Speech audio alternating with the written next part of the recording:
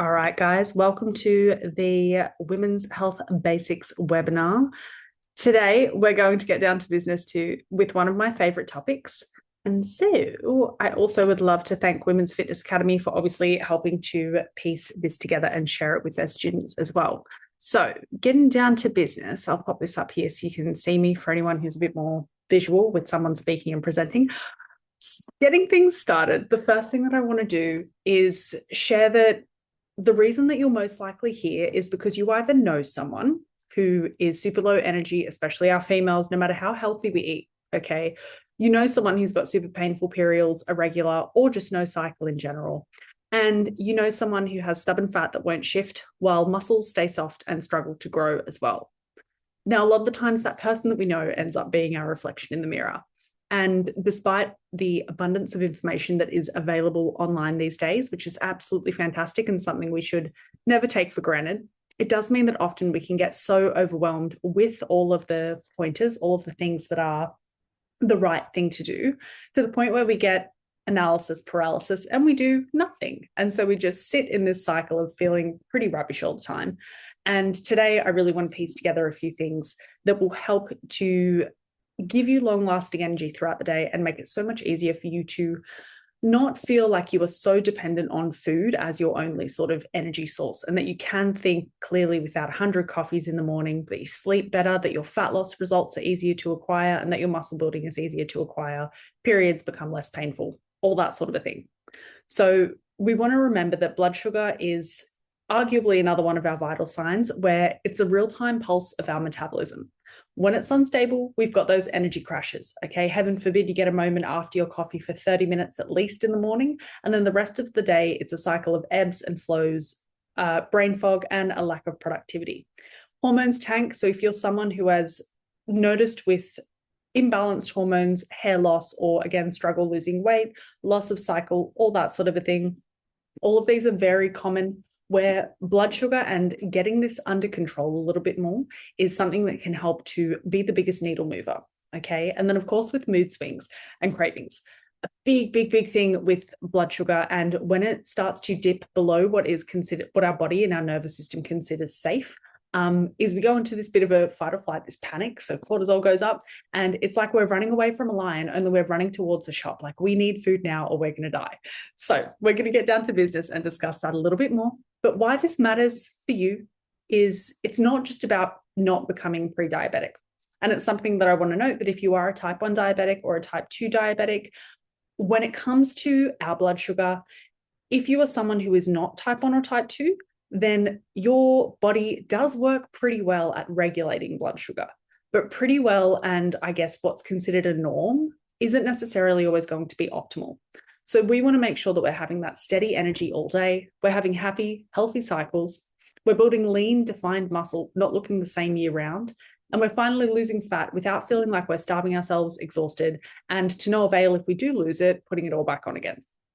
So the way that we get to be able to unlock this life is learning how our carbs, protein, and fats actually affect our bodies, and how we can choose foods or choose the order in which we eat foods to stabilize rather than spike our blood sugar.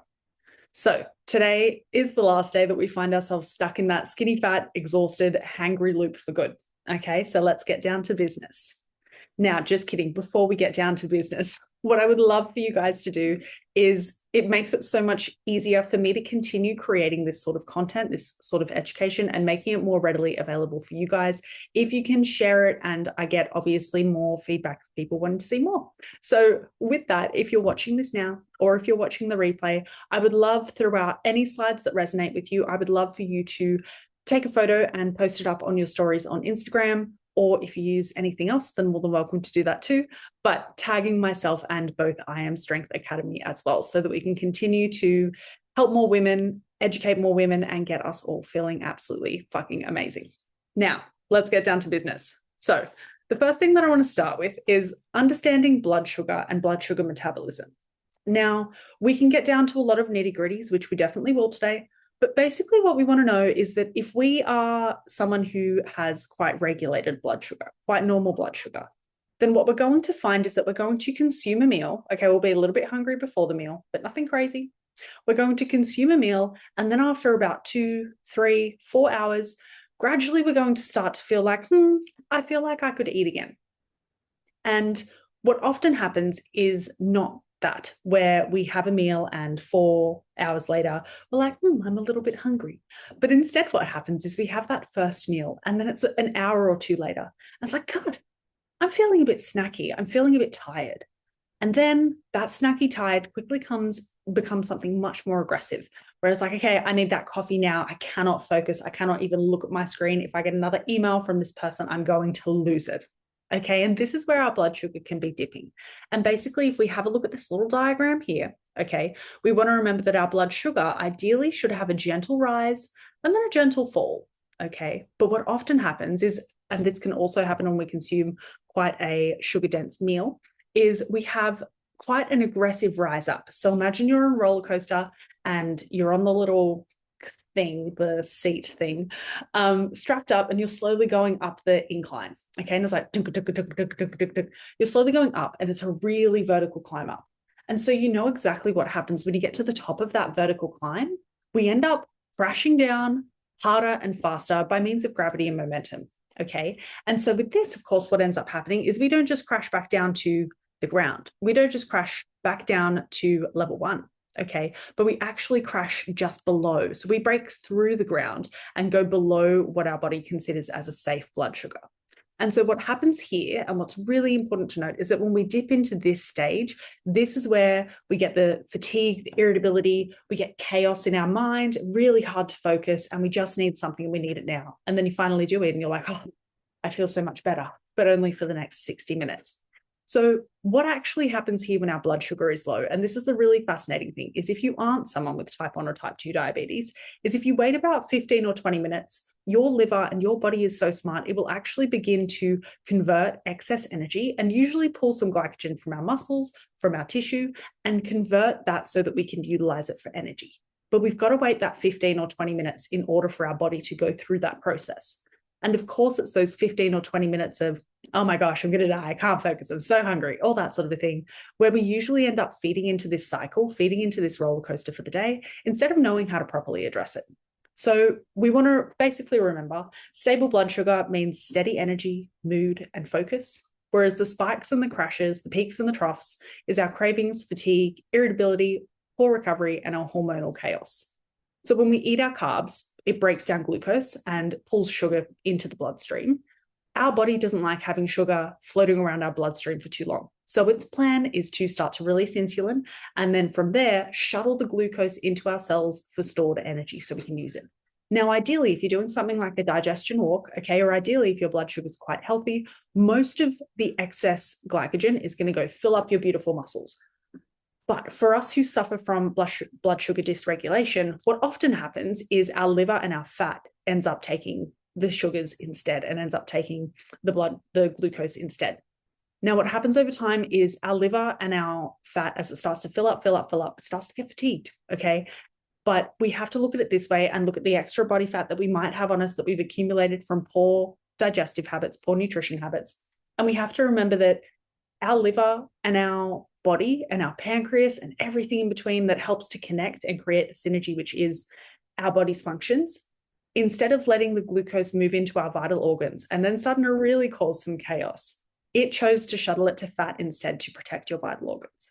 So remember to thank your body. Even if you are in this stage now, we're going to learn how to come out of it, but always, always, always express that body gratitude. Now, understanding your blood sugar, in case you didn't get it from my explanation just then, when our blood sugar is out of whack, we're going to feel tired, lethargic, hangry. We're going to get that brain fog. And if we're having a big meal, we're going to get that food coma. So think Christmas lunch, Easter even. And afterwards, you just need to sit on the couch and lie down. It's such an influx of food. Basically, what's happening is we've had all of this glucose come into our bloodstream, and then the insulin comes around trying to tidy things up. And imagine we've got these things on so we've got our muscles, and then we've got these things called receptor sites. And basically, these receptor sites are like the bouncers for our muscles, and our muscles are the club, okay? And so all of this glucose is trying to get into the club.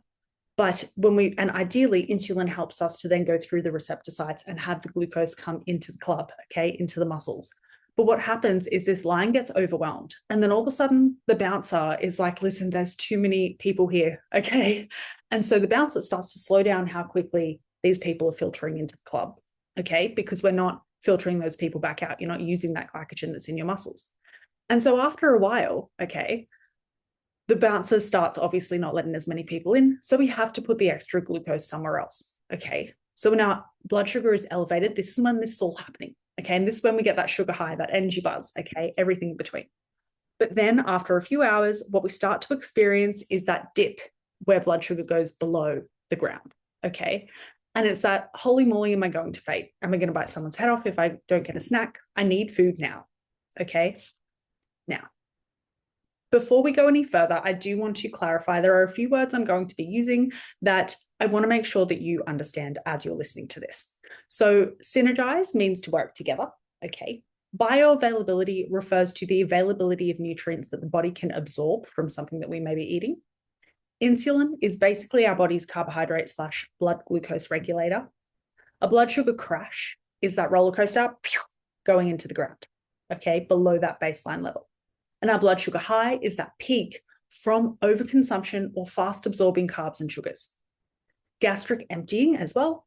Hopefully you guessed it, but it's pretty much food emptying through our gastrointestinal tract or food emptying from the stomach into the small intestine. So they're just a few little terms that will help you to piece together the next few slides. Now, when it comes to regulating our blood sugar, we've understood that blood sugar being high just sort of creates a little bit of chaos in our body. So to regulate our blood sugar, there are some really nice, easy little habits that we can do. And some of these is before a meal, having 20 to 30 grams of bitter greens, and this helps to assimilate digestion, increase enzyme production in the stomach, and create the mesh, which I'll be talking about that more in a moment. Bitter greens can be something like a handful of rocket. It can be some fresh herbs. And then if we can nip it with some vinegar as well. So I love obviously apple cider vinegar. There's quite a lot of literature that's come out on apple cider vinegar, diluted with a nip of water before the meal, slows down that blood sugar rise and makes it much more of a regulated rise. If we're having a meal that's a little bit more carb dense, or our body's a little bit dysregulated with how it absorbs the blood sugar from, or the glucose from the food. As well as that, there are supplements you can use before consuming a meal. Now, this is where it's important. Your supplement should always be monitored by a GP. And it's important for anything that you undergo and anything that you might even learn today, that before actually partaking in any sort of changes in your nutrition and supplement regime, to please consult your GP, because we're not liable. Now, utilizing the food matrix is the last one that I think is really, really exciting. And it's often something people haven't heard of. So with this helps us to get our vitamins and minerals, but we also start to learn that everything that we need is pretty much at our disposal already. It's just knowing how to use the tools. Now we've done the thing, and this is where we've eaten something that's super high carb, or we can feel that we've eaten things in the wrong order, or I guess not as optimized of an order, where we're going to have that rise and then that crash. And we know we can't eat for a little bit longer. We know we can stretch it out till dinner, but we know we're going to be hungry and really craving that sweet food in about 60 minutes, 90 minutes.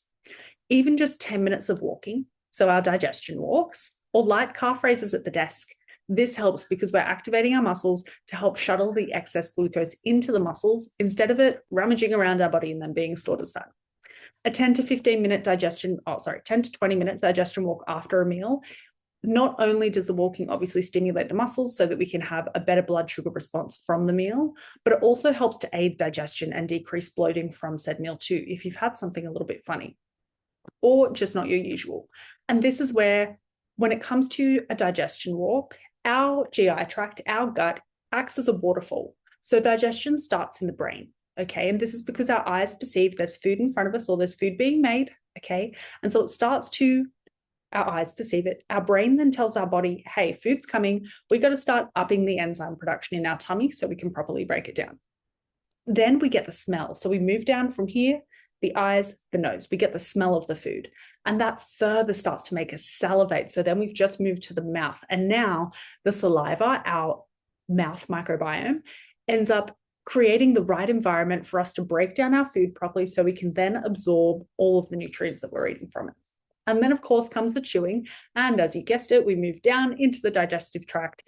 With this, if you easily just remind yourself that a 5 to 10 minute walk after a meal, I call mine the bus stop walk because I walk to the bus stop on my street. With doing that, you not only obviously help to regulate your blood sugar better from a meal, but you also help to aid your digestion. And the better the digestion we have as well, I'm not sure about you guys, but when I'm bloated, not a nice person to be around. It's really uncomfortable.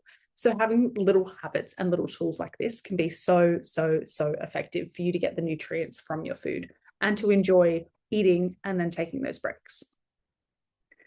Now, I just touched on the food matrix earlier, and what this is basically the matrix of the vitamins and minerals that come within our food.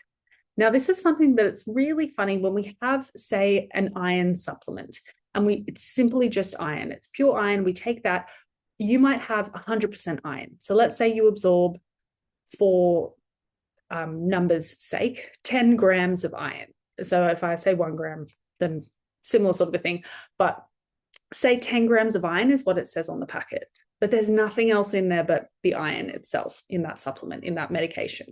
What ends up happening is because there's no vitamin C, there's no zinc, there's no B vitamins, we actually only absorb maybe 50 or 60% of that 10 grams of iron. So all of a sudden you're shoveling down iron tablets to try and get your iron levels back up. And what ends up happening is you're taking all this excess iron, your body's not absorbing it. So what ends up happening is you're having these iron tablets because it's not assimilated with the correct vitamins and minerals in their correct dosages to amplify how well you can absorb the iron. What ends up happening, your iron levels 3 months later, you go back to the GP, they've come up marginally, okay? But the worst bit is you've been constipated the whole time. So what we want to remember is that with our food matrix, this creates a really beautiful tool that we can use that helps us to absorb more of the vitamins and minerals if we're deficient in something, so that we can then have better energy from our foods and better cell turnover from our foods. It's also something worth noting that when it comes to foods, unlike isolated supplements, the nutrients in our whole foods, okay, it's easier to absorb, it's better recognized by the body, it's more effective at reducing inflammation and supporting hormone balance, but also our cells turn over at a rapid rate. And everything we eat is what our cells are going to eventually turn into. So when we're just having a whole lot of random stuff, not very sort of quote unquote healthy or whole foods, that sort of a thing, our cells turn over in that direction where they're unable to turn over at the sort of rate and at the sort of quality we would desire. And so you end up getting more saggy skin. You struggle to build more muscle. Okay, you end up holding on to more body fat because your body doesn't register how much food that you're eating.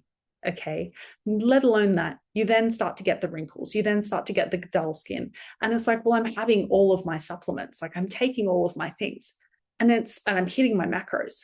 And it's so much more complex than that, but it's so simple. And with that, it's trying to get majority of our nutrients from our whole foods, because what's in the whole foods are particular doses that help us to absorb the nutrients around it through synergy. Okay. And so with this, what we want to remember is that for something like an egg, which we're going to talk about in a moment, this has healthy fats, it has protein. So it has 2 of our macros, and then it also has antioxidants, vitamins, and minerals. Okay. When we separate these into our single supplements, they're not going to work as effectively, and they're also not going to be absorbed by the body in the same way as if we were taking them instead through a food. So when we have a look at our egg, it's obviously not just the macros, but there's also choline in the yolk, and this helps to support brain and liver function. Better cell turnover happens. Vitamin D to support hormonal health. Vitamin D then helps to decrease the depression that you might be suffering, the anxiety that you might be suffering. And what ends up happening there is you end up feeling better, you end up doing more. Healthy fats obviously help to reduce inflammation and help to absorb fat-soluble vitamins. So if you're taking something like omega-3s with this, you're going to be able to better absorb the omega-3 supplement by pairing it with eggs, for example. And then, of course, there's lutein and zeaxanthin, I can't even pronounce that, zeaxanthin for eye health. Every time I say that, I get it wrong. Basically, there's so much going on, and it's just in one egg. But it's all wrapped in the matrix and in synergy in a way that enhances the nutrient bioavailability. So when the egg has a mild 6.5 grams of protein per egg in it, you're getting 6.5 grams. not having all of this excess build up in your body that your liver then has to process and that ends up leaving you constipated, feeling lethargic and fatigued, despite checking your MyFitnessPal and hitting everything to a T.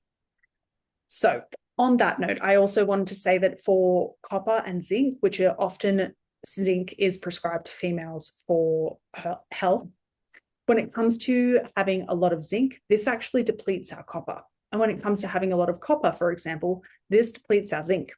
And so with this is another thing to note, that not only do vitamins and minerals work in synergy with each other so that we can best absorb them, but sometimes they counteract each other. And this is where, again, our supplements can only get us so far. Whereas if we can get the base of our foundations covered by the quality of the food that we're eating, then our little supplements just help to supplement the diet instead of, or complement the diet, should I say, instead of try and do the work and end up doing the work with a half-assed approach. So I hope that makes sense. Now, another thing that I touched on before was the mesh analogy. And so with this, I want you to imagine your stomach is like a basin. And what you eat either creates mesh at the bottom of it or it leaves it wide open. So imagine you're in the bathroom, you're brushing your teeth in the sink, and it starts to get blocked. The water's not going down as fast as it's supposed to. This can be really annoying if you're in the bathroom brushing your teeth. Or, of course, similar things happen on the toilet. Now, with this, we want to utilize that thought process and think, if I can regulate my blood sugar by simply adjusting the order in which I eat my foods, that is such an easy tool for me to implement. So with this, when we have a high carb, high sugar food on its own, A, or B, if we have it after a fasting period where we haven't eaten for X amount of hours, okay, think white bread, lollies, or cereals with no protein or fiber, there's no mesh and it goes straight through us. Now, this can be fantastic after a training session where we need to replenish our carbohydrates quick because we've just depleted them so hard from pushing so hard. But other than that, every other time, the glucose is going to rush straight out of the basin and into our bloodstream. This then causes the spike in our blood sugar, okay? So think top of the roller coaster, which then means our body tries to fix it by starting to dump out insulin fast. The nightclub, the muscles, the bouncers are getting tired of refusing so many people entry who were not meant to be going in there, that then we start to not be able to even utilize the carbohydrates that we're eating for the training that we're doing. So often what happens is we get that quick burst of energy followed by a crash an hour later, which then means we get that brain fog, that hunger, irritability, low moods, and cravings. So it would have been wrong for me to not include a beautiful plate in this workshop. This one here has some steak, some veggies, and some potato. So everything has got an abundance of nutrients in it when it comes to the food matrix, but it's all quite blood sugar friendly. But if I eat it in a particular order, I can make it less friendly for my blood sugar, end up being hungry a lot sooner, or I can make it more friendly for my blood sugar and go a lot longer without eating and still feeling energized in my brain and still feeling that clarity and focus. So what we want to do is think about eating our protein and our fiber first. Things like our meat, our eggs, our veggies, they act as a mesh lining at the bottom of the basin. So we don't want things filtering through our sink as quickly as they can. We want to slow things down a little bit, give our body a chance, because what happens as well, and I'm sure when you've been sick, you've noticed this too, that when food goes straight through you, you're not feeling the abundance of nutrients from it. So if food is shooting straight through us, likewise, obviously, if we're getting constipated as well, so the opposite end of the spectrum and it's fermenting, neither of those are allowing us to absorb the most amount of nutrients from our food and then get rid of the excess. So this is where this mesh helps to slow down how quickly our food leaves our stomach, which is called gastric emptying, and then slows the release of glucose because of that into our bloodstream. So you end up getting a rise in blood sugar, but it's gradual and sustained. This means steady energy, better focus, longer satiety, and less hormonal chaos. And that lasts 3 to 6 hours and not that 30 or 60 or 90 minutes before you're like, oh, I need another coffee, or oh, I need a snack even though I'm not hungry. Now, before we continue on, I do just want to check, does anyone have any questions or want any clarity on anything that we've discussed so far?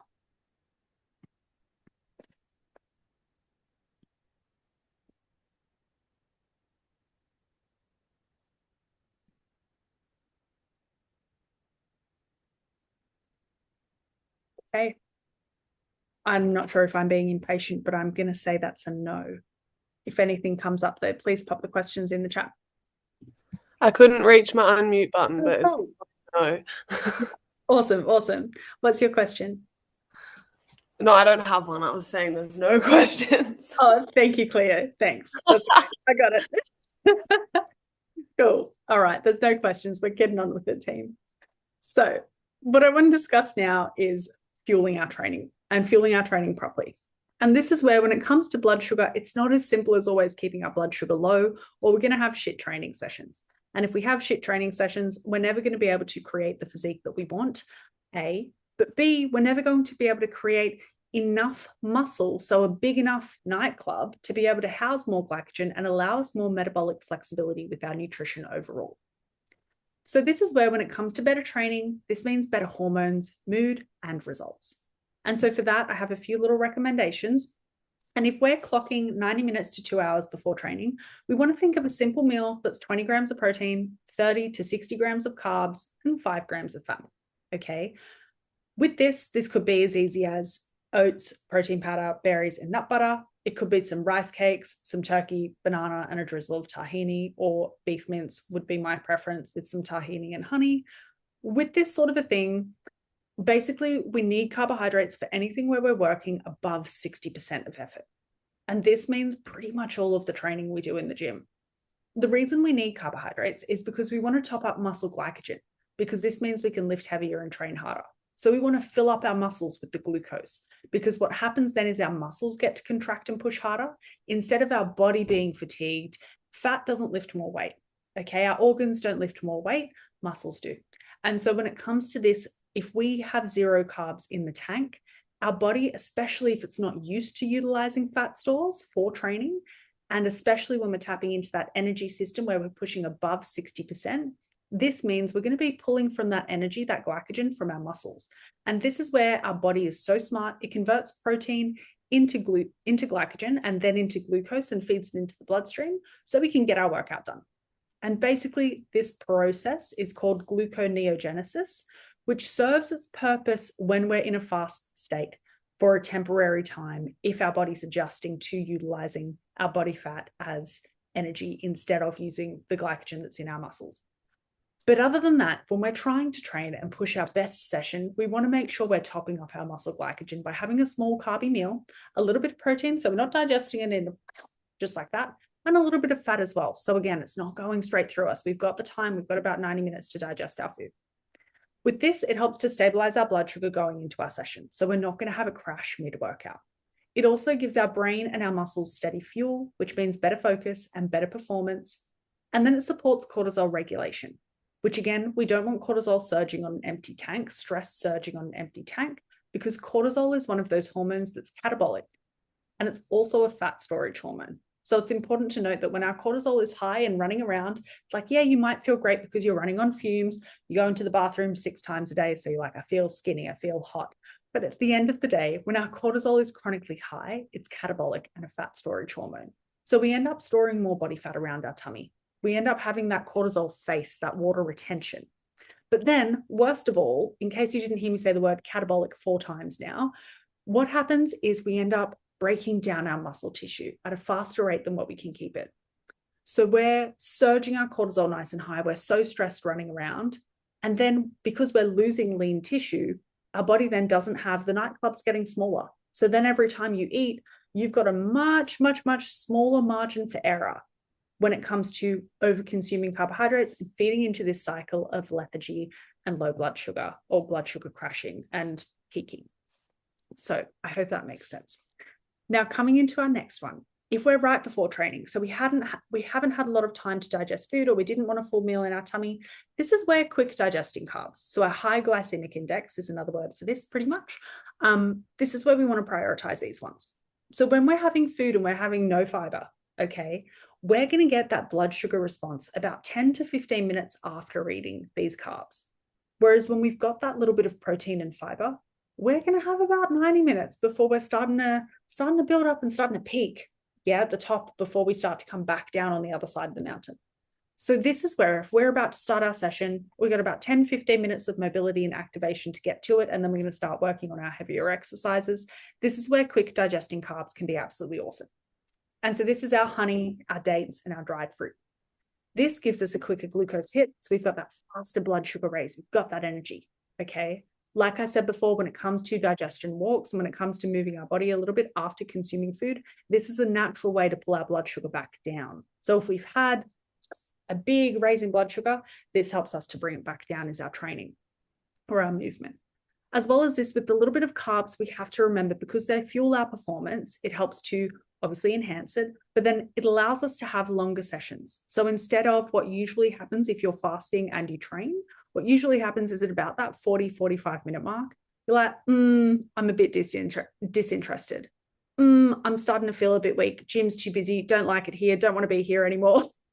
And what happens at that 40-45 minute mark is, because we haven't eaten, our body started to deplete the glycogen or the glucose that was floating around our system. And now it's like, okay, we're starting to get a bit low. And if you don't give me anything to eat, I'm going to chew through your muscles.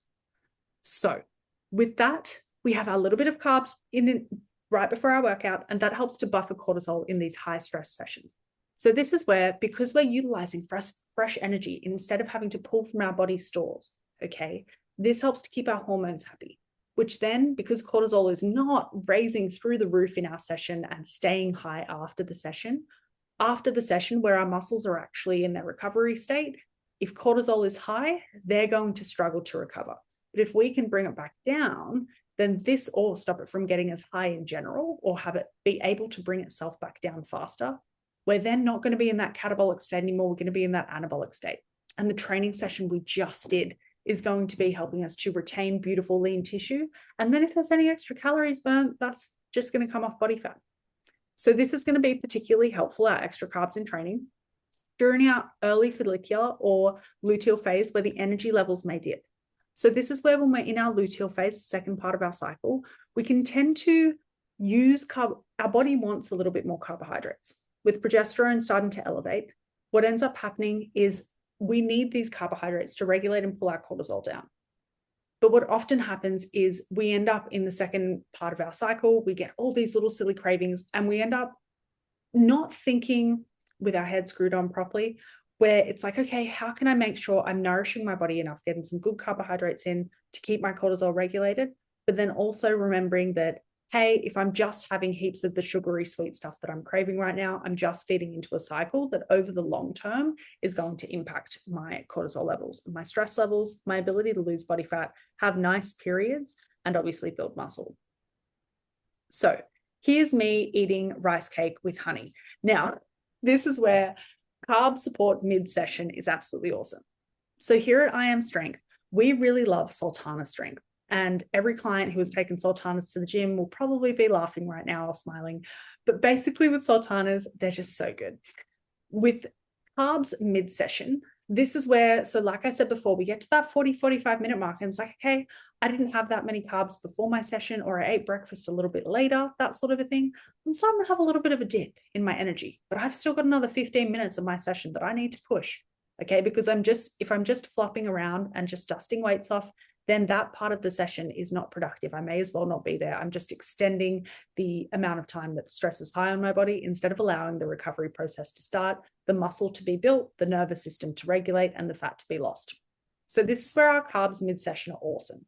Also very helpful if you're dieting too, because obviously our body, if we don't have that much glucose shuttling around as often, we don't have as much ready energy to use, we can feel a bit more fatigued compared to if you're in your building phase and you're consuming quite an additional amount of carbohydrates.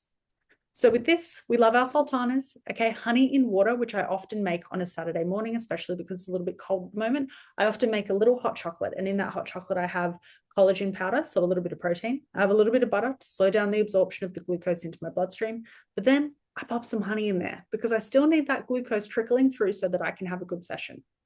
With this, we also have carb powders and juice, obviously. And depending on where you're at in your training, and if you are focusing on building, this is something where we often get our girls to swap from dried fruits in their training and move towards juice mixed with their water, juice or creatine, that sort of a thing, and having juice in their training instead, just to limit the stress on the gut whilst we're going through our training session. Now, the reason that we do want to limit the stress in our gut while we're going through our training session, and why we want to be mindful about when and how and what carbs we're consuming around our training, is because when we're training and pushing our muscles, okay, you're doing your bicep curls, you're doing your hip thrusts, you're doing your RDLs, we're shuttling blood away from the GI tract and we're pulling it towards our muscles because that's where we need it. That's where things are moving. That's where we need the fresh oxygen, and we need it now. But so what happens is we draw that blood out away from our gut. And so because of that, all the muscles in our gut, they start to slow down. And so because they're slowing down now, if you've got food that's sat in your tummy for too long, that's going to start to ferment. You're going to start to feel a little bit gassy. Maybe it feels like it's going to come back up depending on when you ate. Okay, you're going to feel that little bloat at the bottom of your tummy instead of food moving through at a really nice pace. And this is where, when it comes to what we're eating, when we're eating around our training sessions, we want to remember that, again, better hormones, mood, and results from our training, a large needle mover of that is going to be optimizing our nutrition. So with our intra-workout carbs, this is great if our session's that little bit longer, if we're doing high volume lifting because we're going to deplete our energy stores faster, or cardio.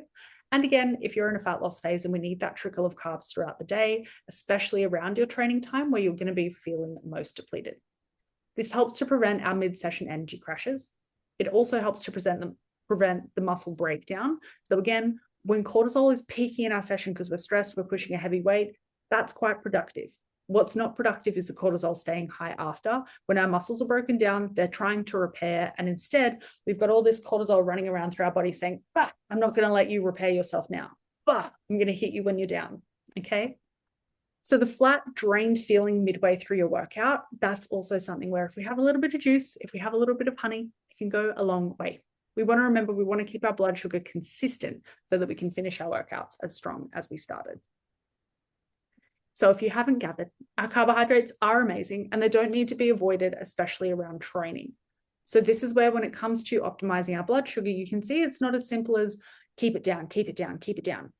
But instead, we want to remember that we're not eating to avoid weight gain. Okay, we're eating to train like a weapon. We're eating to learn to support our metabolism and to balance our hormones. Our fuel will help our performance, and our performance is what's going to dictate our long-term results. So with this, we've obviously just talked about pre-workout nutrition. We've talked about normal nutrition on a normal day, a normal meal. And now it's time for post-workout nutrition. So this is our hormone support workout window. So basically, after training, our body is primed to receive its nutrients. Okay. Also, our cortisol is up. It's like, what's going on? I've just done something really stressful. I didn't want to be there. You put so much weight on me. I didn't like it at all. Okay. So our cortisol is up. Our glycogen stores are low because we've been utilizing all that glucose in our body. And our muscles are trying to repair themselves because you've just broken them down so much. And so this is where we need to use our blood sugar tools to modulate our recovery. And so this is where some carbs and protein within that 60-minute window of your session is going to help to lower cortisol faster.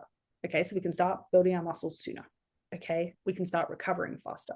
It's going to help to refill glycogen stores, which the moment you finish your current training session, you have started the recovery and the preparation for your next session. Okay.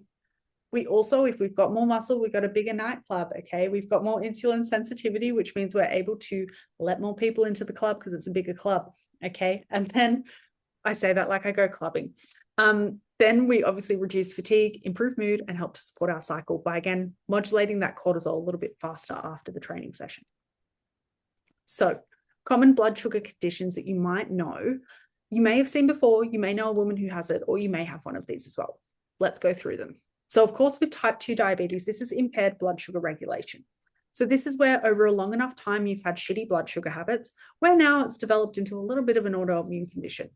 And so with this, it's the result of chronically elevated blood sugar and insulin resistance.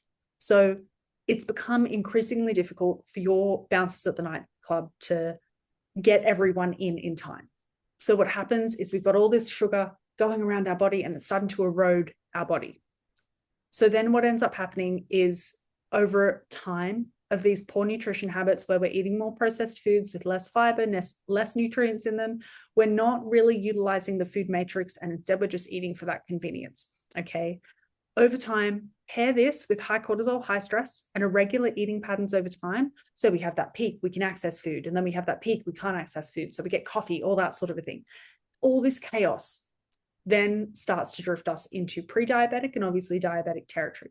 Now, the good thing is with type 2 diabetes, it's largely preventable, but it's also reversible through diet, movement, and consistent blood sugar regulation. So this is something, if you know someone who suffers from type 2 diabetes, please don't just start coaching them on all the things they're doing wrong, because it didn't happen overnight. So just like it didn't happen overnight, it's hard to undo decades usually of poor habits, because it's just what, hey, my nan still eats sultana bran for breakfast. Okay. And if she's not having sultana bran, she has banana bread and a coffee with a biscuit. Okay. It's just not the way that they were raised, or not the way a lot of people were raised, to the point where when we've developed these sorts of conditions over time, it's a lot of new rewiring that needs to be done. Okay, so if you're someone who is pre-diabetic, or you have type 2 diabetes, or you know someone with it, just remember it's one little step in the right direction at a time. And that's where I hope piecing together this information today for you, you can take those little habits and say, hey, we can still have that cake, but let's have it after we've had our meal as a little bit of a breakfast dessert or a little bit of a lunch dessert, so that we've got that mesh. And let's make sure when we're eating, let's not just have toast with honey or jam for breakfast, please. Pop a little bit of something with a little bit of fiber in it. If we can get some bitter greens in there, that's going to help digestion. But then also obviously protein. It's something to note that for every year above 40, we pretty much need to increase our protein intake by about 1%. And so for our grandparents and those who you might know who over decades have developed type 2 diabetes, usually they need to have a significant amount of protein, and they're not having nearly that much. So a few little moving parts that we can adjust just one meal at a time can make such an overwhelming difference to their quality of life. Now, next is gestational diabetes. And gestational diabetes is basically very similar to type 2, but it's that high blood sugar during pregnancy. And this then increases the risk of both mum and bub developing type 2 later in life. So if you're more insulin resistant, things just aren't working the way that they're supposed to. You eat, you have that peak, you have that crash, you're struggling to lose fat, struggling to build muscle, you're feeling exhausted all the time. Okay, high blood sugar during pregnancy, again, can be something that we want to protect by preparing for it in advance, but we can't undo decades of habits overnight. And so this is where we want to remind ourselves that stable blood sugar before pregnancy, okay, just like training before pregnancy, it's the best way to protect our body, to protect our hormones and our fertility long term. When it comes to gestational diabetes as well, it also obviously raises the chances of complications during birth and increases the likelihood of hormonal imbalances postpartum. So this is where we want to think of, or we don't want to think really, but of postnatal depression. And this is where if we could regulate our hormones just that little bit more, if we could nourish our bodies, look after our bodies just that little bit more, again, one meal at a time, it makes such a profound difference on the likelihood that we can have healthy babies, that we can have a healthy motherhood, and everything in between. Now, next is PCOS. And this is something that it is becoming more and more common for women to get diagnosed with. And when it comes to PCOS, which is polycystic ovarian syndrome, often syndrome, so like IBS, irritable bowel syndrome, it's just a cluster of symptoms that we've bunched together and called a syndrome. So when it comes to PCOS, it's often a blood sugar disorder that's driven by that insulin resistance. So again, these habits over time, okay, we have to remember if cortisol is high as well, we're going to be a little bit more insulin resistant too. But so this starts to feed into disrupted hormonal chaos. So we've now got excess androgens with PCOS. And so this is where you might start to notice that your face is a little bit more square, that you have a little bit more black hair growing here than you want to, okay? That it becomes a struggle to lose weight, and we tend to store body fat around our midsection. We end up having irregular or absent periods, obviously fatigue as well, and then disrupted ovulation, so you struggle to fall pregnant. And what we want to remember is that it's something so, again, one meal at a time. By regulating our blood sugar through food, timing, and balanced meals and stress, we can drastically improve our PCOS symptoms without the need for medication or surgery. And then, of course, we have anxiety. So from one anxious girly to another, I get it. But when it comes to anxiety as a blood sugar issue, it is so common that, again, if we're often going into this peak, okay, we've got that sugar high. So we're like, oh, I'm so erratic. I've got to get everything done. It's got to be done right now. Someone touches you and you're so overstimulated. You're like, oh, don't touch me. And then we have that crash where it's like, everything sucks. I hate this. I'm so hungry. I can't focus. All I think about is food. I'm stressed, all that sort of a thing. We want to remember our crashes and our high blood sugar our blood sugar peaks and troughs. And then we pair that with, because we're just trying to get on with our life, our caffeine, we can really, really exacerbate our anxiety symptoms. This means we're more likely to have panic attacks. This means it's more likely that we end up sort of just sitting there like, hello, darkness, my old friend, wrapped in bed, when we really should be getting up and getting on with life, doing things that actually help us to feel better. Okay, the racing heart, the hyperventilation, the irritability, the brain fog, the overstimulation, so much of that can actually be regulated by balanced blood sugar.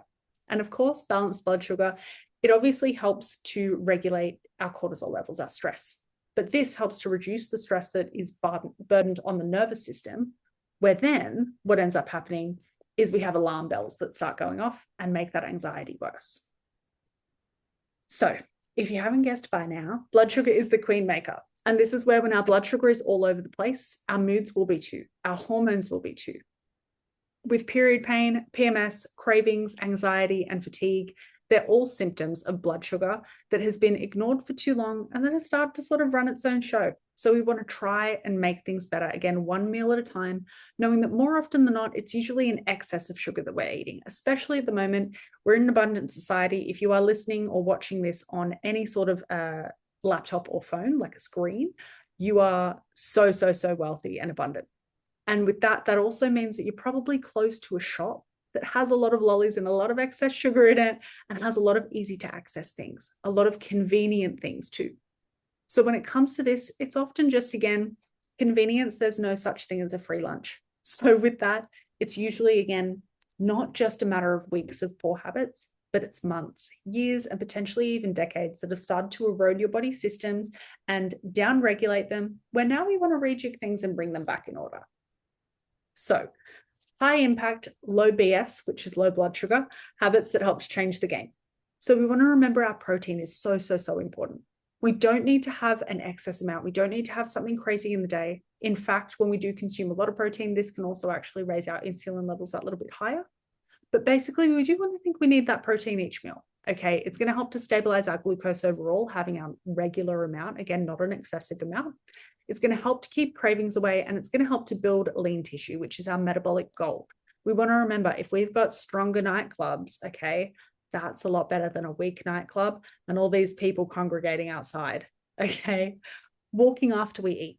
So again, 10 to 15 minutes helps to blunt a glucose spike. It also helps to boost insulin sensitivity. So there's more bounces at the door that can let more people in, and it helps to support digestion. So it's an easy win in my book. And then, of course, nourishing every 3 to 5 hours of waking. So this is where, if you're someone who's repairing their blood sugar, going straight into something drastic, which is, listen, what most of us try and do after we've had a bit of a break from our restrictive patterns with eating, is we then go, I'm going keto. I'm not doing any carbs now, okay? Or where I'm fasting. I'm not eating anything until this hour, that sort of a thing. That can create hormonal chaos. So start at one little habit at a time. And with that, 3 to 5 hours, just start. If you can't go 3 hours without a meal at the moment, you probably suffer from blood sugar dysregulation, okay? Try and push it out to 5 hours, even 6 hours. Your body will start to get used to things and start to regulate a bit more and allow you to fully digest your food. But pretty much after 2 hours, most of the food has moved from the stomach into the small intestine, which means we're good for digestion, but our body's still going on cleanup duty. And we want to remember that when we're not eating, okay, so when we're eating, our body's going to utilize a lot of the nutrients from the food that we're eating. But when we're not eating, we want our body and our mind and our nervous system to be able to switch over into a fat utilization zone instead.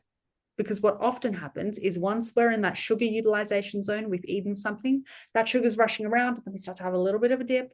And then when that sugar starts to deplete and that sugar starts to get empty, it's like, where's my sugar? I need more sugar.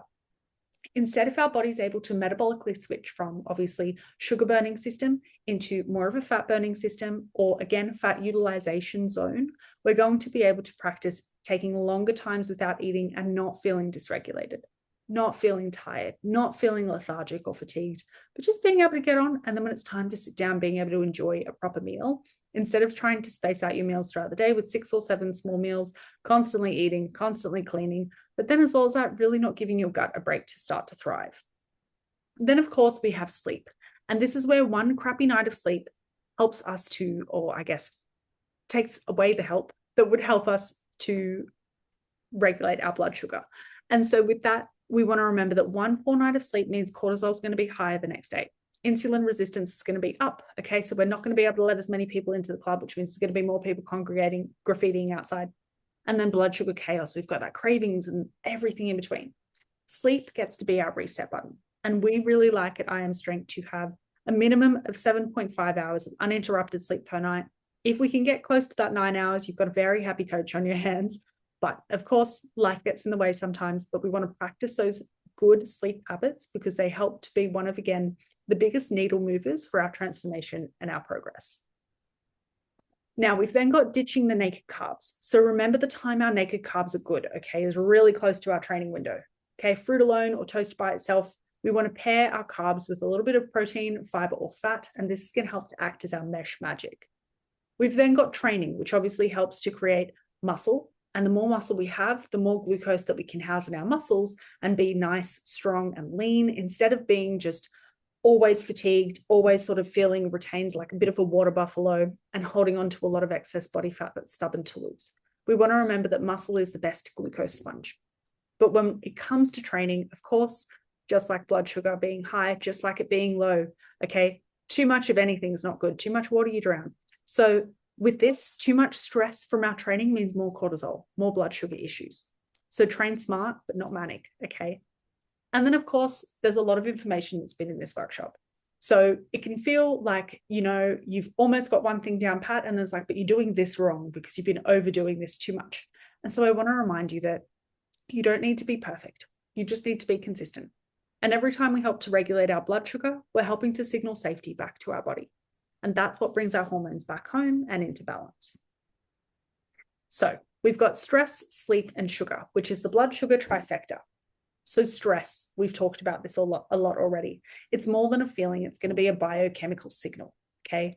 Whether we're overtraining and we're struggling to bring our cortisol back down, we're undereating, that's another form of stress.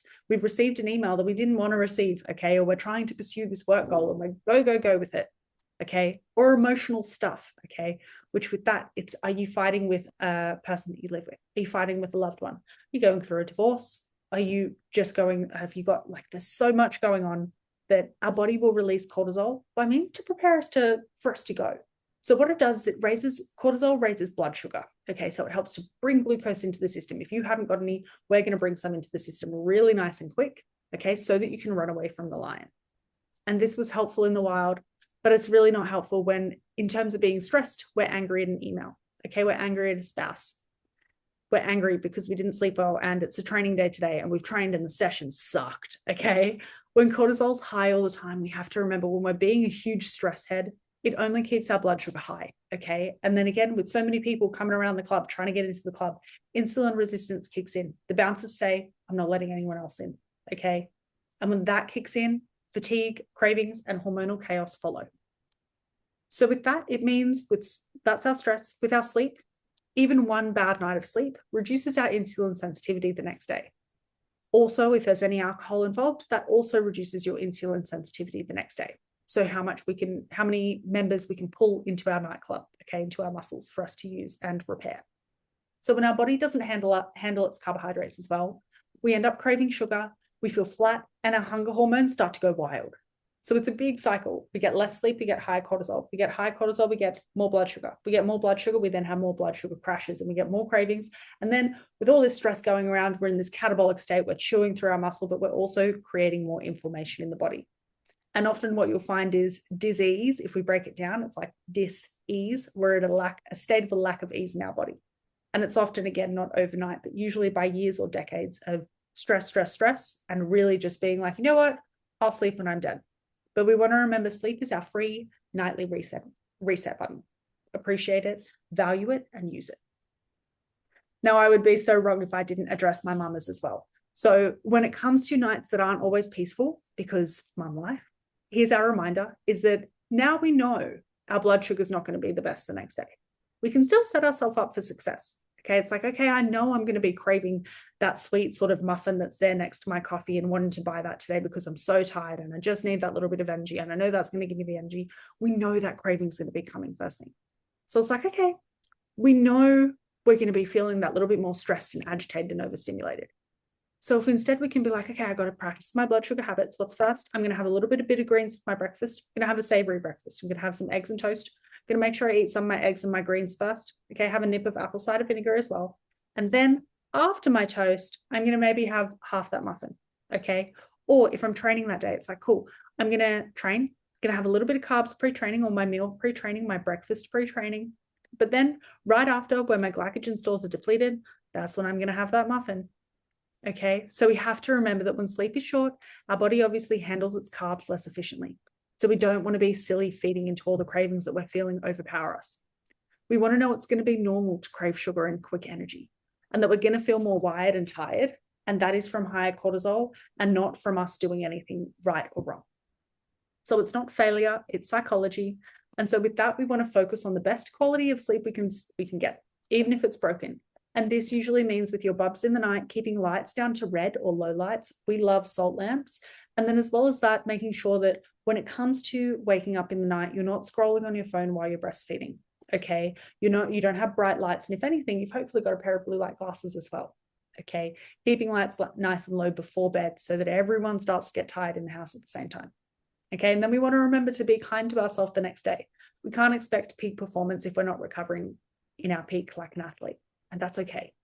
So we want to remind ourselves to stabilize our blood sugar with protein, fiber, and healthy fats earlier on in the day. Let's not start the day with a roller coaster, but instead let's practice getting our yummy meals in that help to create that mesh and use food matrix to give us that nutrients.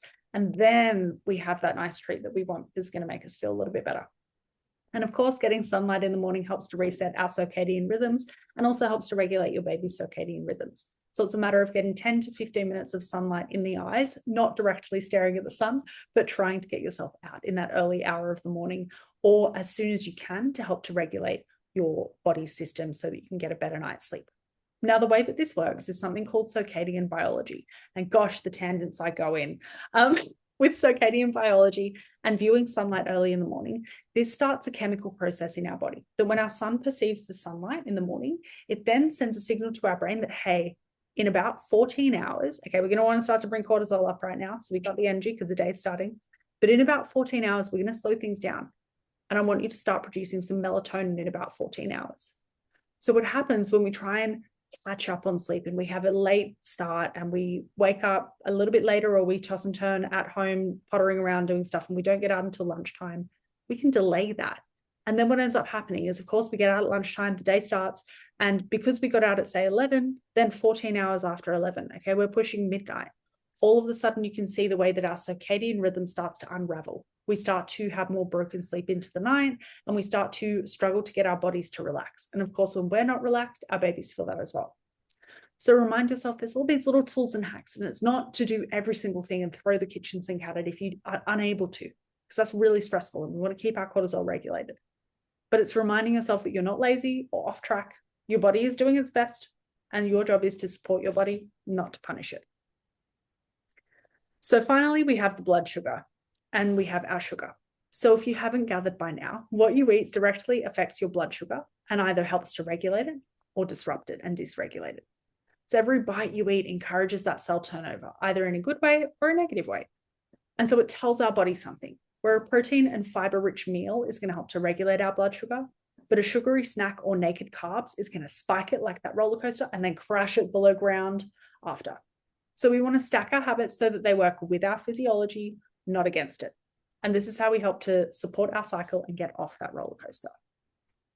So when it comes to our nutrition, when it comes to the food matrix, everything that we've learned about today with our sleep, okay, with our circadian biology, okay, with our stress, with our training, everything else, okay, when you nail your stress, your sleep, and your blood sugar, so many things will start to unravel in the best way for you. Your energy, your moods, and your hormones will finally have space to thrive. And this is a blood sugar friendly meal from the Butcher Crowd, which is their pasture raised bacon. So it's bacon that's only been grass fed and non pasture instead of sort of cafe bacon, which is usually factory bacon that's pumped with hormones, that sort of a thing. Bit of fiber. So we've got some protein, some fats. Okay, these are just air fried little twisties. And then got a little bit of fiber from our beautiful cucumber, a little bit of hydration from our cucumbers that are like 70% water. So if you're thirsty but you don't feel like water, maybe have a cucumber. But yes, that's just a little example of a blood sugar friendly snack. Now, if you've ever seen my breakfast on Instagram, you'll know that I really love a hormone happy breakfast, and I really hate oats for breakfast and wheat bix. So with that, we want to start our day with the right meal, and this helps to set our hormones up for success. So with balanced breakfast and hormonal support, this means a protein, fat, and fiber combo.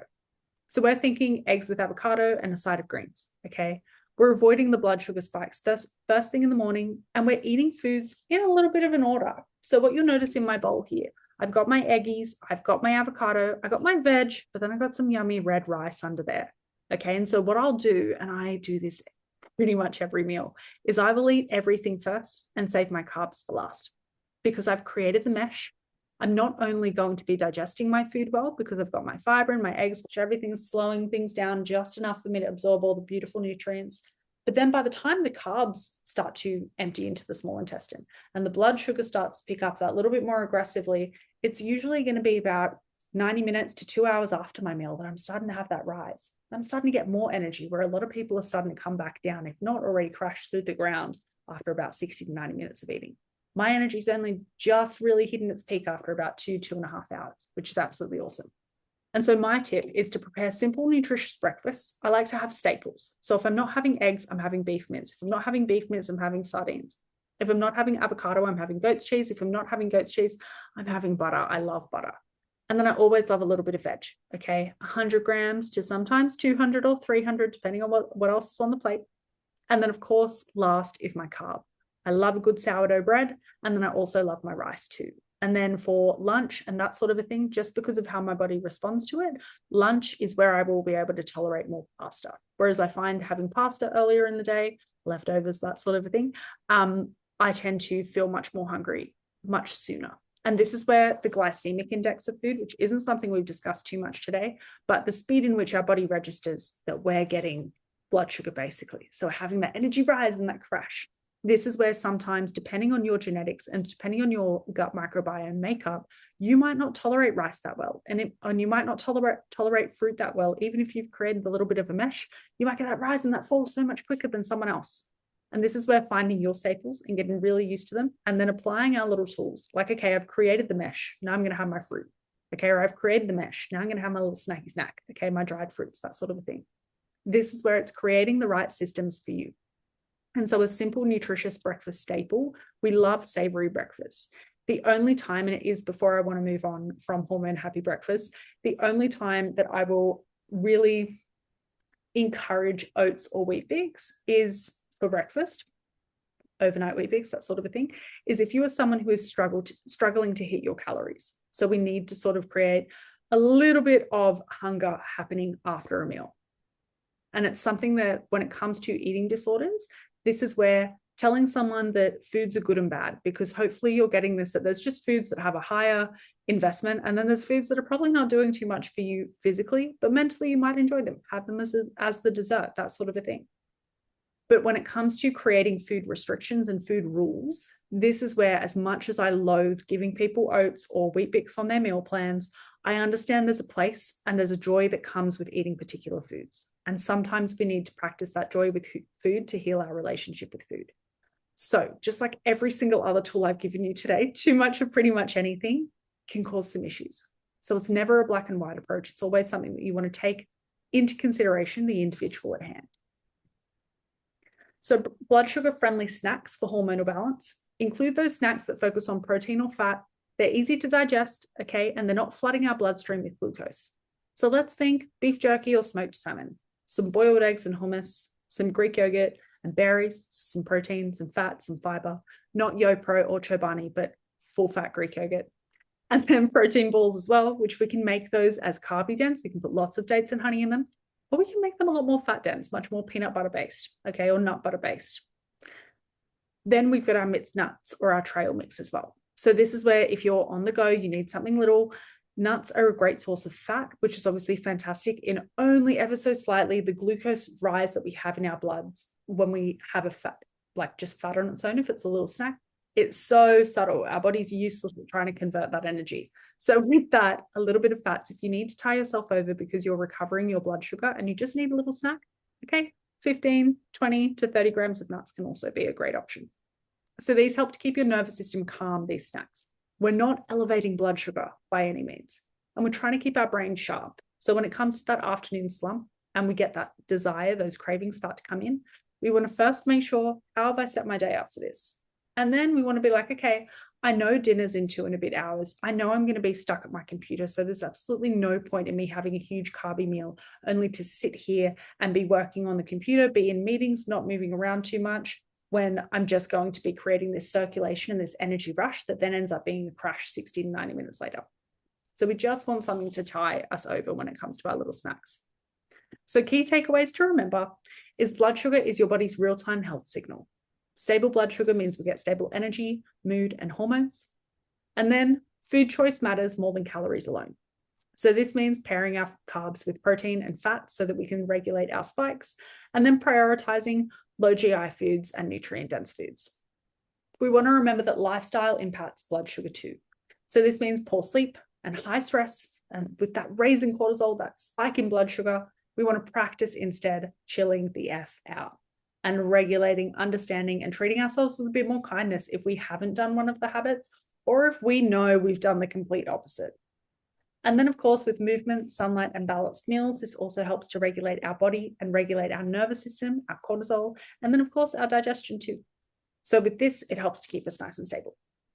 And then consistency beats perfection. So again, the small daily shifts in meals. Take it one meal at a time, one habit at a time. Today, can I go make sure if you don't have apple cider vinegar in your cupboard, can you go buy some and pop a nip of apple cider vinegar with a nip of water and just have that before each of your main meals, breakfast, lunch, and dinner for the next week, and see what improvements you notice. Okay, just have at least half of your proteins and your veg first, then start to dig into the carbs, mix everything in. Just this week, try it for your meals and see how you feel. Because remember, the daily shifts and the small shifts, they all compound over time. And this is what's going to help to break the cycle of cravings, fatigue, and stalled progress. So the bottom line is, when you fuel your body enough to keep blood sugar steady, we create the foundations for good fat loss, for muscle building, for happy hormones, and for feeling your fucking best.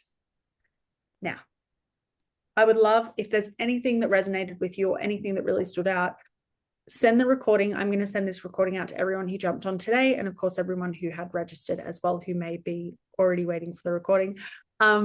Referrals help me to keep creating these sorts of trainings because I see that you guys enjoy it. I see that it benefits you. And obviously I get that little bit of a dopamine boost when I know people are using the information that I give them. I just want to be able to help more women break the cycle of exhaustion, cravings, and stalled progress. And we get to do that together. As well as that, if you know anyone who's interested in coaching, and if you refer anyone they sign up, please let me know so I can thank you personally. Because again, when one woman learns how to fuel her body, it creates a ripple effect that benefits us all. Remember, nutrition is your foundation for hormone balance and blood sugar regulation. And with that, thank you guys so much for that today. If you have any questions about food, supplements, exercise, or hormone health, I'm going to stop the recording now and then we'll get stuck into those. Thank you. Where's the stop recording button? There we go.